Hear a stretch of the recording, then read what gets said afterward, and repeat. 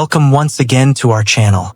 And for those just entering this space for the first time, here we don't chase trends. We seek truth. We explore the unseen. We speak to the quiet part of you that the world often ignores.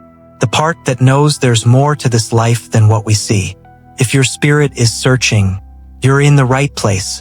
Before we begin, if you're drawn to tools or sacred items that may support your spiritual journey, you'll find a quiet invitation in the description box below. Only take what speaks to your soul. Now let us begin. Some battles are invisible, but devastating. They don't come with sirens or scars, but they can shake your faith, cloud your mind, exhaust your spirit. These are not battles of the flesh. They are battles of alignment, battles for clarity, for identity, for your soul's direction. You may not even realize you're fighting one, because they don't always start with disaster. Sometimes they start with small patterns, like persistent confusion, or a strange heaviness that follows you no matter what you do. A sense that you're slipping away from yourself, and you don't know why. That's how spiritual warfare works. It doesn't scream, it whispers, and it waits for you to forget who you are. But if you're watching this, something in you remembers. Something in you is fighting to wake up. You're not imagining this season. You're not weak for feeling tired. You're not broken because you don't understand. You are in a battle, and you're not alone in it. Here are 7 signs that reveal you're not just having a bad day. You're standing in the middle of something sacred, a war for your light. Sign 1, your peace is constantly under attack. Peace used to be a place you could return to. Now it feels like a memory. You sit in silence, but your thoughts won't quiet down. You lie down to rest, but something inside stays restless. Even when nothing's going wrong, it still doesn't feel right. This isn't just stress. It's disruption carefully placed to keep you unbalanced. When you're in a spiritual battle, the first thing under fire is your ability to feel centered. Because when your peace is gone, everything else begins to shift. You second-guess decisions. You lose patience with people you love. You react instead of respond. The deeper danger is this. You start adjusting to the unrest. You normalize it. You say, maybe this is just who I am now. But it's not. Something wants to keep you unsettled, because a grounded soul is powerful, and a scattered one is easy to steer. Peace isn't just comfort. It's alignment. It's a signal that your spirit is in rhythm with something higher. So when it constantly slips away, ask yourself, what is pulling me out of rhythm? Sometimes, spiritual warfare doesn't look like disaster. It looks like delay, distraction, noise, the kind that keeps you from hearing the still, small voice inside. The voice that tells you what really matters. If your life feels loud and your spirit feels tired, it's not always because you're doing too much. It might be because you're under attack in ways you can't see. And your soul is calling you to come back to center. Because the enemy of peace is never just chaos. It's disconnection. And in spiritual warfare, staying connected to truth, to purpose, to the divine, is your first shield. Sign 2. You're always on the edge of breakthrough. Then everything falls apart. It's like clockwork. Just when you're about to step into something better, the ground shakes. Doors that seemed wide open suddenly slam shut. People you trusted begin to distance themselves. Your confidence collapses overnight, and nothing makes sense anymore. At first, you think it's just bad timing, a streak of misfortune. But then it happens again, and again. It's a pattern. Right before elevation, you're hit with everything meant to break you. This isn't coincidence. This is resistance. In spiritual warfare, one of the clearest signs is sudden disruption at the edge of progress. Because light attracts pressure.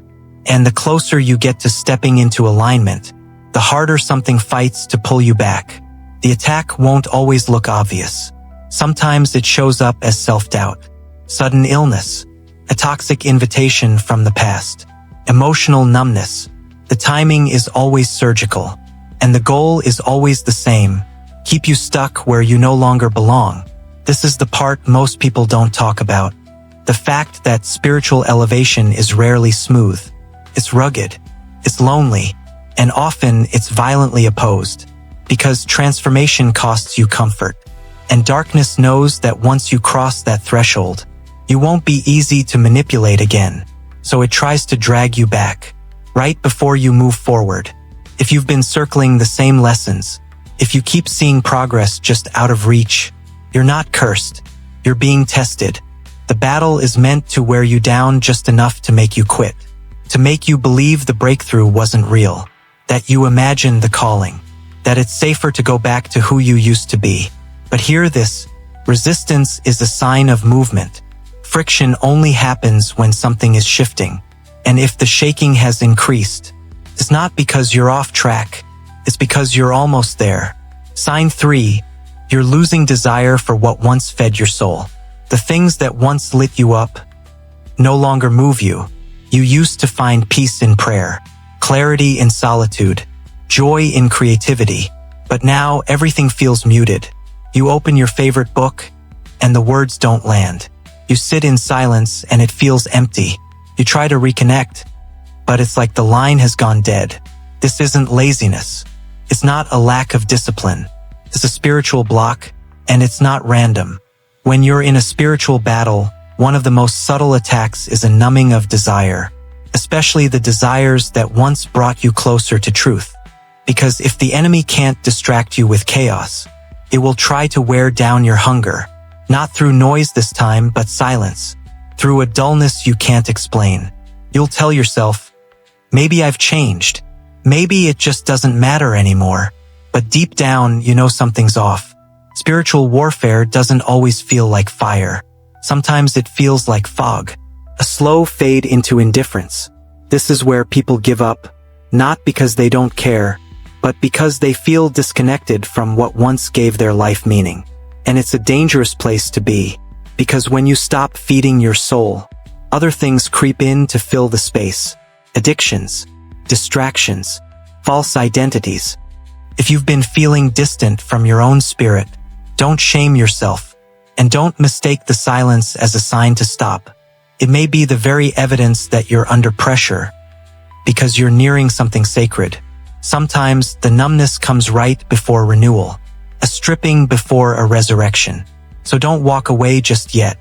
Your desire may feel dim, but that doesn't mean the fire has gone out. Sometimes the flame isn't gone. It's just buried beneath the ashes of everything you've been carrying. Sign 4, you're isolated in a way that feels orchestrated. This isn't the kind of loneliness that comes from being alone. It's deeper than that. It's when people start falling away without warning, without closure. Friends grow distant. Family doesn't understand you anymore. Opportunities vanish. Doors that once opened easily don't even exist now. At first, you take it personally.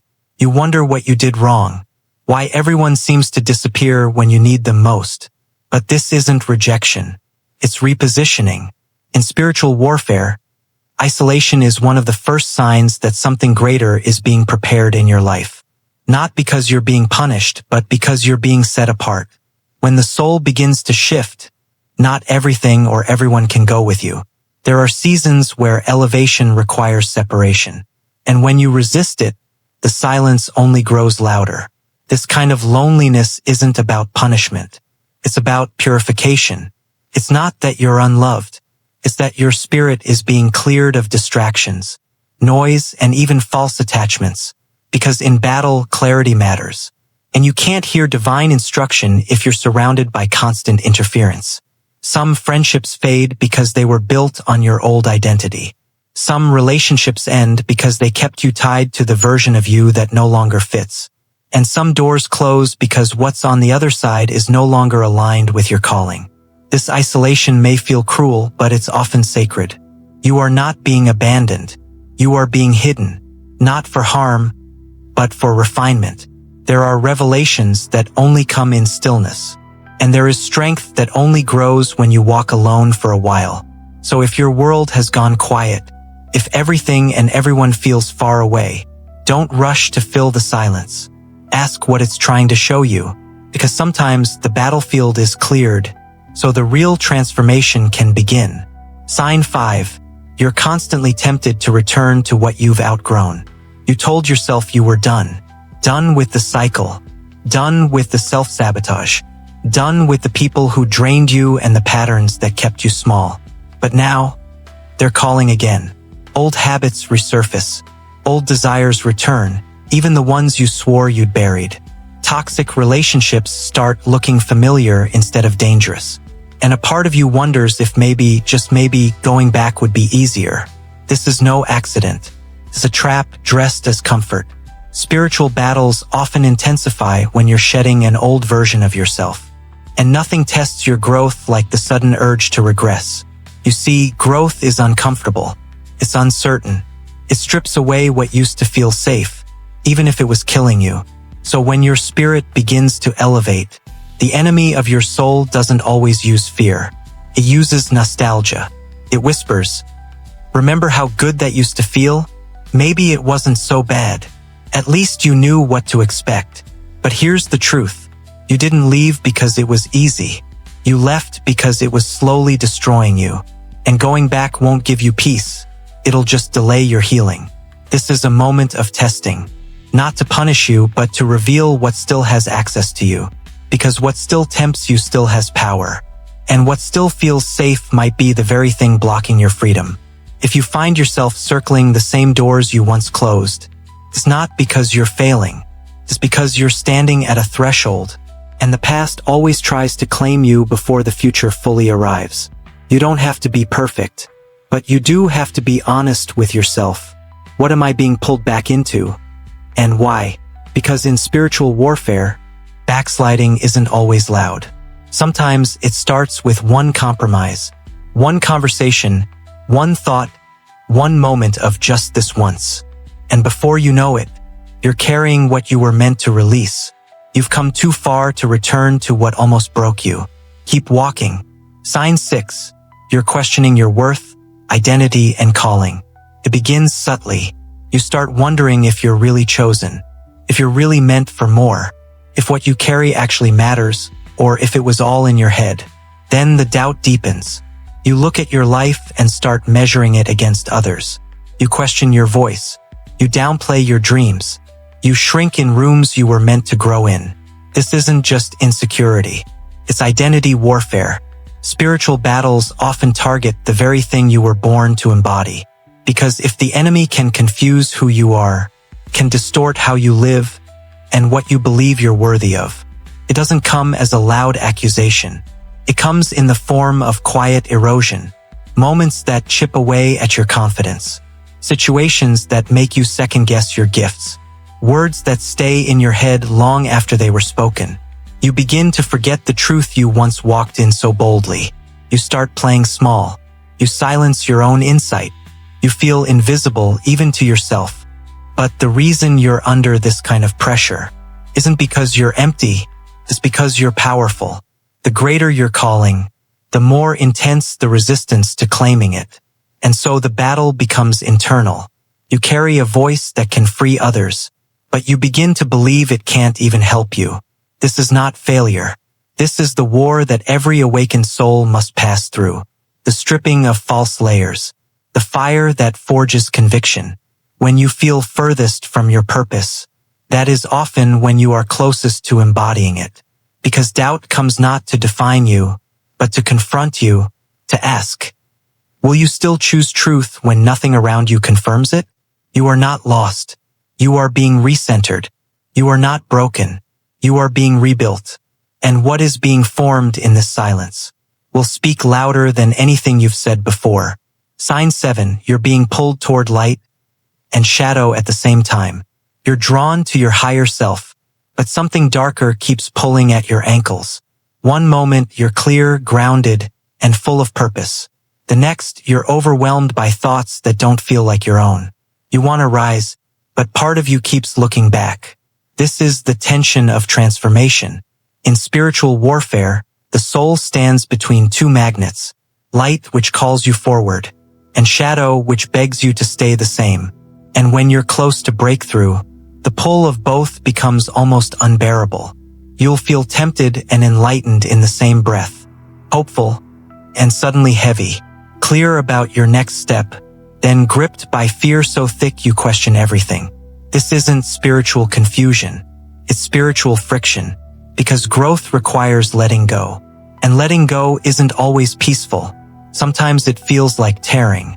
Sometimes it feels like dying. The darkness doesn't just want to stop your progress. It wants to convince you that light isn't worth the cost, that the work is too hard, that healing is too slow, that the comfort of shadow is better than the uncertainty of becoming. But you didn't come this far to be split in two. Yes, there is a war inside you, but the war itself is proof that your spirit is still alive. You wouldn't feel the tension if you weren't being called higher. You wouldn't feel the resistance if you weren't nearing something sacred. This isn't the end. This is the crossing point, where the old you fights for survival, and the new you waits patiently to emerge. So when both light and shadow call your name, choose the path that costs comfort, but keeps your soul intact. Choose what makes you whole, even if it hurts, because that pull you feel, it's not punishment, it's your becoming. If you've seen yourself in any of these signs, know this: you're not broken, you're not lost. You're in the middle of something sacred. You're in the fire where warriors are made, in the stillness where identity is rebuilt, in the silence where God often whispers the loudest. Spiritual warfare doesn't always come with thunder.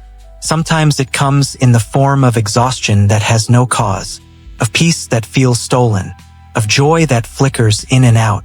But the battle means you matter. You are not under attack because you're weak. You're under attack because something in you is shifting, because your voice is needed, your presence is powerful, and your healing will not stop with you. It will ripple into others. So armor up, stay close to truth, and keep walking. You're not fighting for your life. You're fighting for your light.